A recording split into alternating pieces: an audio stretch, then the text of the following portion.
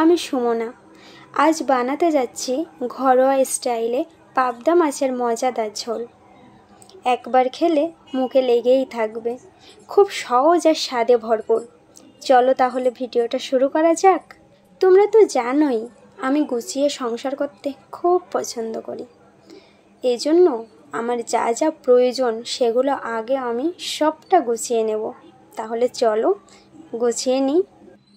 প্রথমে আমি মাছটাকে পরিষ্কার জল দিয়ে ধুয়ে নেব।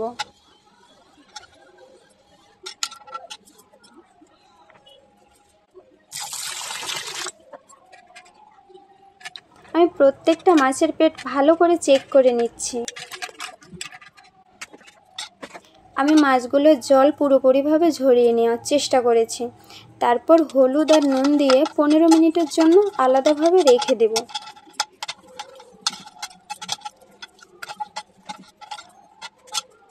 এবার আমার রান্নার যা যা মশলা প্রয়োজন সেগুলো আমি গুছিয়ে নেব। আমি এতগুলো আদা রসুন আর জিরে পেস্ট করছি বলে কেউ ভেবে নিও না আমি মশলা সবই একই তরকারিতে ইউজ করব না। যখন আমি পেস্ট করি একটু বেশি করে রাখি, ফ্রিজেই রাখি, পরে যাতে সেটা আমি অন্য তরকারিতে সহজে ইউজ করতে পারি। যদি মশলাটা কিছুদিন ফ্রিজে সংরক্ষণ করার মতো মন মানসিকতা থাকে তাহলে তার ভিতরে হালকা একটু নুন ইউজ করতে হবে, তাহলে নষ্ট হওয়ার কোনো চান্স থাকবে না। যেহেতু মশলা পেস্ট করা কমপ্লিট, সো আমি এবার সমস্ত উপকরণগুলো এক জায়গা করে নেব যাতে আমার রান্নার সময় দৌড়াদৌড়ি করতে না হয়।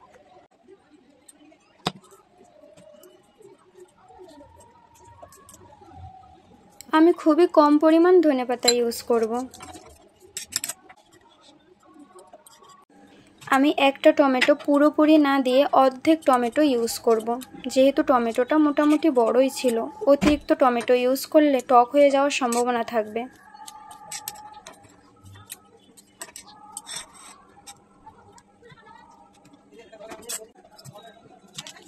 এবার আমি মিডিয়াম সাইজের একটা পেঁয়াজ টুকরো করে কেটে নিব।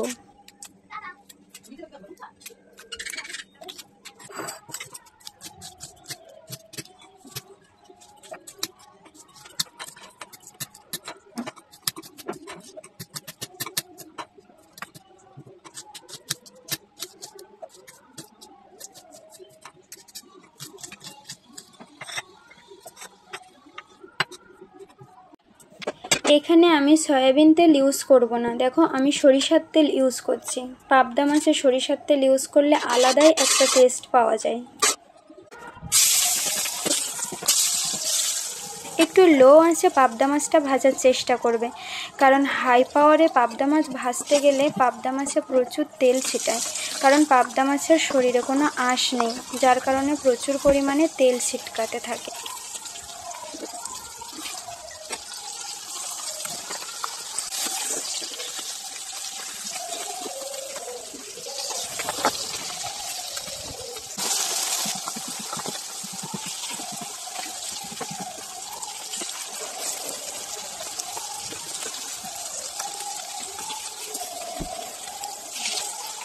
আমি মাছগুলো হালকা একটু লালচে আকারে ভেজে নিয়েছি, তাহলে কোনো প্রকার গন্ধ থাকবে না মাছে। তোমরা যদি আরও হালকা করে ভেজে খেতে চাও তাও সম্ভব, আবার যদি পোড়া পোড়া ভেজেও খেতে চাও সেটাও সম্ভব। আমি কুচিয়ে রাখা পেঁয়াজগুলো দিয়ে দিলাম। পেস্টটা লালচে আকার ধারণ করছে। এবার আমি আদা রসুন আর জিরের পেস্টটা দিয়েছি।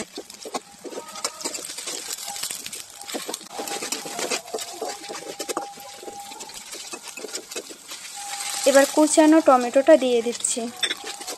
এবার হলুদের গুঁড়ো, নুন আর সামান্য লঙ্কার গুঁড়ো দিচ্ছি।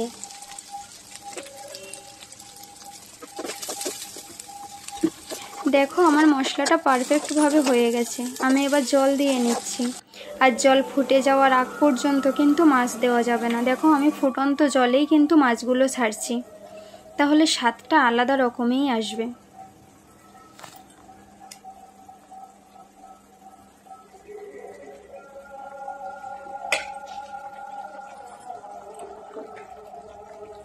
এবার কিছুক্ষণ ঢেকে দেব।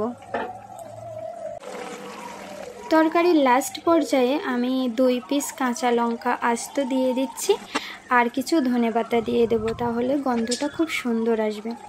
তোমাদের সাথে কথা বলতে বলতে দেখো আমি রান্নার একবার শেষ পর্যায়ে চলে এসেছি। যদি ভিডিওটা ভালো লেগে থাকে তাহলে অবশ্যই একটা কমেন্ট করে জানাবে, আর লাইক দিতে ভুলো না কিন্তু। Thank you for watching my video.